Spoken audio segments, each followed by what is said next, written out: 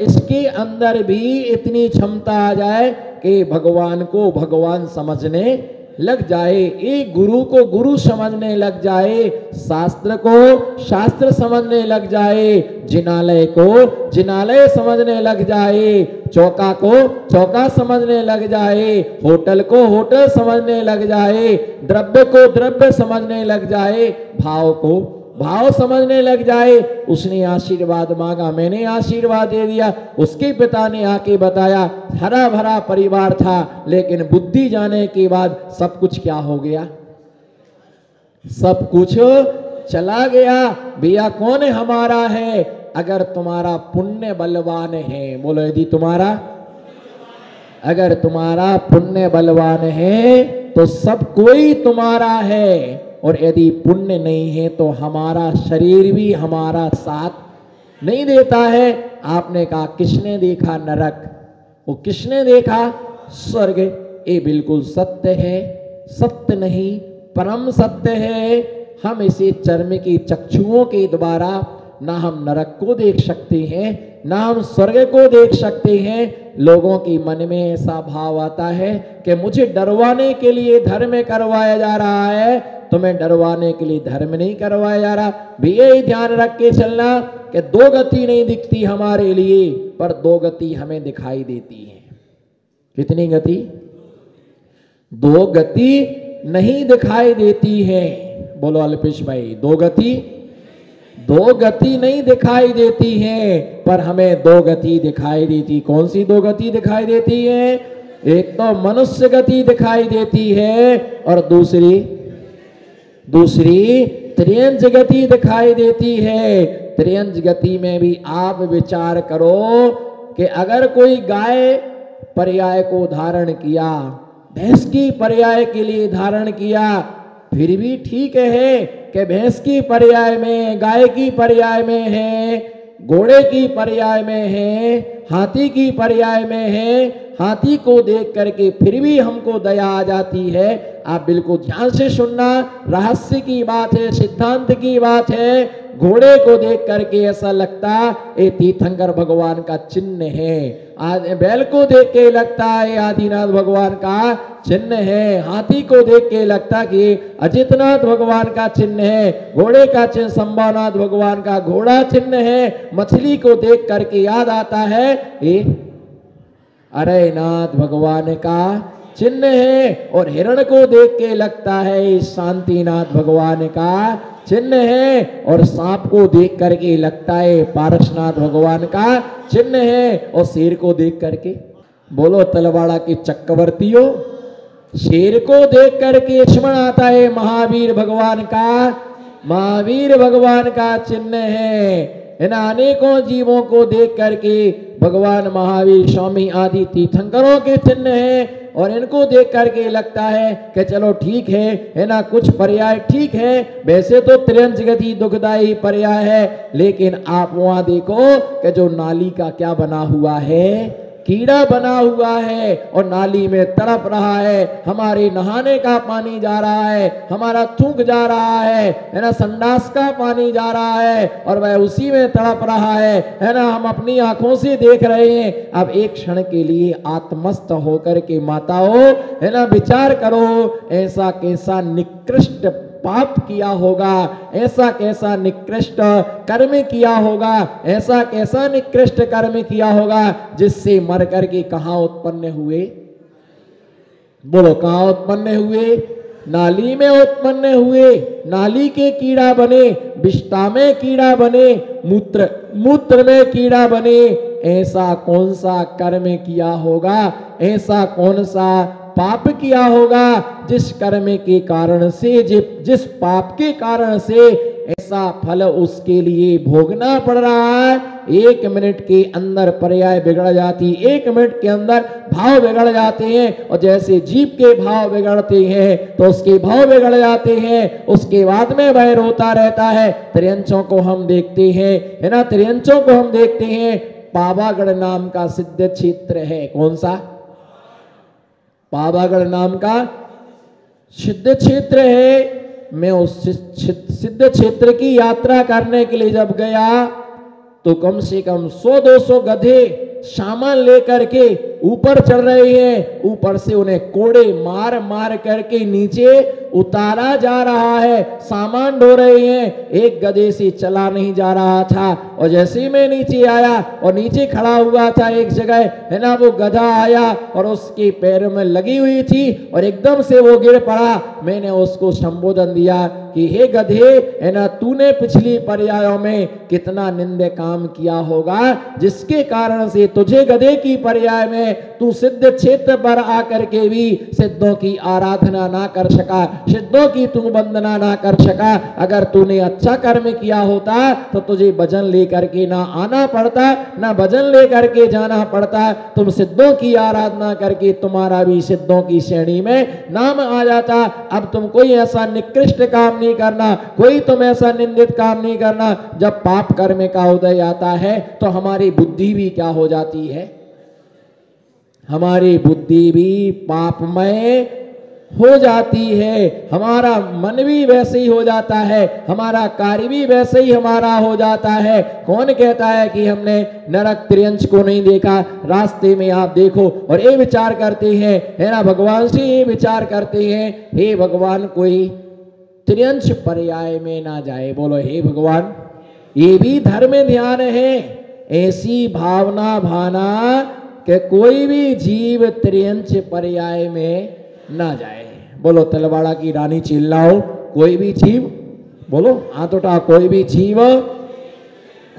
जीव त्रियंच गति में ना जाए। मजा नहीं आ रहा भी मेरे को, आपकी आवाज बहुत धीमी पड़ रही है। नमो सिद्धाराम बोलो, कोई भी जीव त्रियंच पर्याय में। आप लोगों का हाथ उठाने का त्याग है क्या भैया? हाथ बांध करके जो बैठते ना, उनके कर्म कभी नहीं खुलते हैं। मेरी आप विनय पाठ में पढ़ते हैं, विनय पाठ में रोज पढ़ते हो, विनय पाठ में कर्म बंद की छेद में और ना कछु। बोलना फिर से एक बार। अच्छा, कोई उपाय नहीं है तो फिर यही जन्मोगे तलवाड़ा में, फिर से ही तलवाड़ा में पैदा हो जाओगे। अरे भैया पहले भी इसी तलवाड़ा में जन्म मिला, आज भी इसी तलवाड़ा में जन्म दे दिया। उदयपुर में तो पैदा करते झीलों की नगरी में, झीलों की नहीं भैया, ये ध्यान रख करके चलना, कर्म बंद के छेद में और ना कछु। हे भगवान, किसी को त्रियंच पर्याय में जन्म मत देना। बोलो हे भगवान। मैं देख रहा किस किस के हाथ नहीं उठ। नमो सिद्धाराम। हे भगवान, किसी को त्रियंच पर्याय में जन्म मत देना। लेकिन आपको ऐसा भाव नहीं करना। आप क्यों किसी को कह रहे हैं त्रियंच पर्याय में जन्म मत देना, नरक पर्याय में जन्म मत देना? ऐसी भावना भाओ, ऐसी भावना करो कि कोई भी जीव मायाचारी ना करे, और मायाचारी नहीं करेगा तो उसे त्रियंच गति में जन्म नहीं लेना पड़ेगा। जो मायाचारी करता है उसे त्रियंच गति में जाना पड़ता है ना। जब कोई व्यक्ति अंधा हो जाता है, ठीक है ना, इधर देखो, जब कोई, बोलो, जब कोई अंधा हो जाता है, उसे दिखता नहीं है, तो हर आदमी उसको देख करे, सबसे दुख तो सबको होता है कि अंधा है। गांव के लोगों को भी क्या होता है, दुख होता है कि अंधा है। फिर रिश्तेदारों को भी थोड़ा सा ज्यादा दुख होता है कि ये अंधा है। घर के लोगों को, भैया को, भाभी को दुख होता है कि ये अंधा है। उसके पिता को दुख होता है कि हमारा बेटा अंधा है। लेकिन सबसे ज्यादा दुख किसको होता है बताओ? सबसे ज्यादा दुख उसकी माँ के लिए होता है कि मेरा बेटा क्या है, अंधा है। हमें भावना बातें हैं कि कोई भी अंधा ना बने, कोई भी अंधा ना बने। पर उससे पहले मैं भावना भाता हूं कि आंखों से जिसको दिखाई देता है वो दुनिया में सब कुछ देखे, पर किसी के दोषों को ना देखे। कारण दोषों को ना देखे। आप देखो, यहां एक वृक्ष में आम लगा है, क्या? एक वृक्ष में आम लगा हुआ है।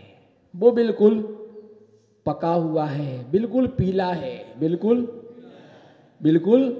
और जो पीला होता है वो मीठा होता है, जो हरा होता है वो खट्टा होता है। बोलो जो, बोलो जो जो जो पीला होता है, तो बोलो ना फिर आप, जो पीला होता है वो मीठा होता है और जो कच्चा होता है वो खट्टा होता है, इसलिए उसको कूटा जाता है। जो खट्टा होता है वो उसको, उसकी क्या बनती है? हाँ, देखो बुड्ढे बुड्ढे लोगों को कैसा टेस्ट आ रहा है, मजा आ गया इनको तो, जैसे बिल्कुल एक चम्मच आ गई हो। जो खट्टा होता है, बोलो जो खट्टा होता है उसको कूटा जाता है और ऊपर से नमक जले पर, हाँ वही तो काम करते हो। और धंधई क्या है तुम्हारा? धंधई क्या है? काम तो हुई है जले पर, उसके बाद भी तसल्ली नहीं मिली तो लाल, बोलो लाल, लाल मिर्ची। अब कब तक नहीं होगे पीले? जब तक नहीं होगे पीले तब तक लाल मिर्ची और नमक डाला जाएगा और पत्थर से उसको, है ना, जिसके लिए बोलते आम का कचूमर, आम का कचूमर उसके लिए कूटा जाता है। पर पके आम के लिए कभी भी कूटा नहीं जाता। पके आम में नमक नहीं मिलाया जाता है, मिर्चा नहीं मिलाया जाता है। भैया ये ध्यान रख करके चलना जीवन में। देखो एक आम, पका हुआ आम लगा, जिसने देखा, बोलो जिसने देखा उसने तोड़ा नहीं। जिसने, बिल्कुल आनंद से सुनो। मैं, आप तो ये मान के चलो कि महाराज जी हमको लोरी सुना रहे हैं, लोरी सुना रहे, लेकिन नींद मत लेना, नींद ना आ जाए, क्योंकि सोने वाला तो फिर जो सोया वो खोया। जिसने देखा, बोलो जिसने, आप तो इधर देखो, जिसने देखा उसने तोड़ा नहीं। जिसने देखा उसने तोड़ा नहीं, जिसने तोड़ा उसने खाया नहीं, जिसने खाया वो पिटा नहीं, है ना, वो पिटा नहीं। और जो पिटा, है ना, जो पिटा वो रोया नहीं, जो पिटा वो रोया नहीं। फिर रोया कौन? फिर रोया, बोलो नमो सिद्धाराम। फिर जिसने देखा, एक बार फिर से रिपीट करो, तलवाड़ा की चैतन्य आत्मा हो। जिसने देखा उसने तोड़ा नहीं, जिसने तोड़ा उसने खाया नहीं, जिसने खाया वो पिटा नहीं, जो पिटा वो रोया नहीं। फिर रोना किसको पड़ा? आंसू कहां से निकलते हैं? बोलो डंडे कहीं पड़ते हैं और आंसू, आंसू आंखों से निकलते, क्योंकि आंख ने देखा और हाथ ने तोड़ा। आंख ने देखा और हाथ ने तोड़ा और रसना इंद्री ने खाया। और डंडे कहां पड़े? डंडे पीठ पर पड़ते हैं, डंडे पीछे पड़ते हैं और रोना आगे से।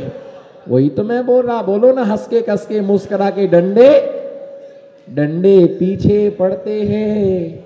बोलो विजय सेठ जी, डंडे पीछे पड़ते हैं और रोना आगे से पड़ जाते हैं। जिनके पीछे साधु पड़ जाते हैं उन पर कभी डंडे नहीं पड़ते हैं। कई लोग बोलते हैं महाराज जी तो हमारे पीछे ही पड़ गए। वो क्या बोलते? हाथ पांव धो करके।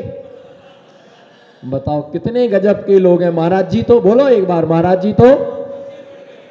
जी तो हमारे पीछे पड़ गए। वो भी तो, आप भी तो नहा के आए थे, आप तो पूरा नहा के आए, तो हम भी हाथ पांव धो करके आपके पीछे पड़ गए। और जिसके पीछे गुरु पड़ जाता है उसे कभी आगे से रोना नहीं पड़ता है। रोता वही है जो कर्म का कल्ला है, रोता वही है जो कर्म का कल्ला है ना, उसे ही रोना पड़ता है। लेकिन जिसके लिए कभी पड़ते नहीं है वो कभी रोता है ना। देख करके, किसी भी वस्तु को देख करके नियत खराब नहीं करना। जो नियत खराब करता है उसी कर्म के डंडे पड़ते। हम देखते हैं आंखों से कि भगवान कोई भी अंधा ना हो, बोलो कोई भी अंधा ना हो, तो जीते जी अपनी दृष्टि से किसी के दोषों को मत देखना। कोई बहरा ना हो तो जीते जी अपने कानों से किसी की बुराई नहीं सुनना।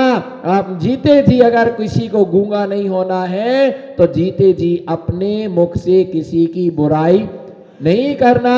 जीते जी किसी को परेशान नहीं करना, किसी के विषय में बुरा मत सोचना, क्योंकि इस जन्म का किया हुआ कर्म का फल हमें नेक्स्ट जन्म में क्या करना पड़ता है, भोगना पड़ता है। और एक आदमी परेशान होता है, एक आदमी दुखी होता है और सारे परिवार के लोग भी उसके साथ में क्या होते हैं, उसके साथ परेशान होते हैं। हाथ पकड़ पकड़ करके महाराज जी के पास लाते हैं, गुरु के पास लाते हैं। महाराज श्री आशीर्वाद दे दीजिएगा, गंदोदक डाल दीजिएगा।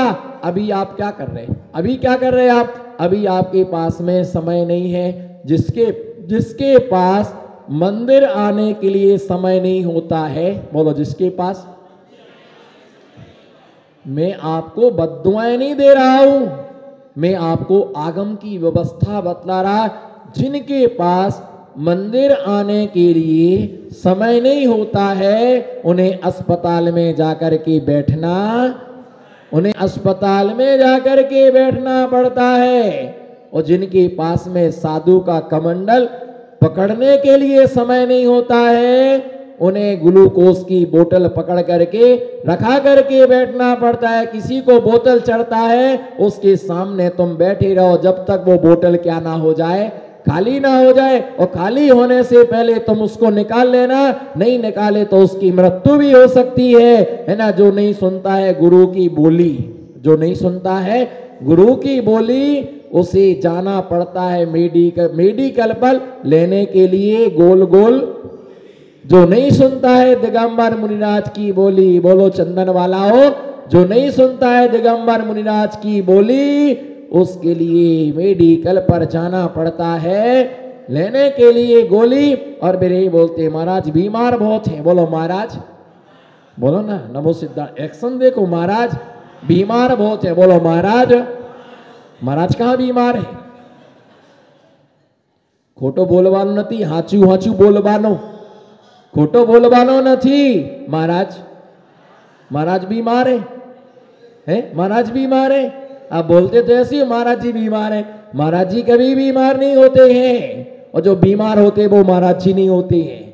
जो बीमार होते हैं जो बीमार होते हैं वो महाराज जी नहीं होते हैं। जो महाराज जी होते हैं वो बीमार नहीं होते हैं। अगर किसी का स्वास्थ्य खराब है, पुद्गल खराब है, तो बोलते मैं तो स्वस्थ हूं, शरीर क्या है, शरीर क्या है, अस्वस्थ है। हमारी आत्मा कभी भी बीमार नहीं होती है। और साधु कितना भी बीमार हो जाए, शब्दों पर ध्यान रख के चलना, साधु का तन कितना भी बीमार हो जाए पर वो सामायिक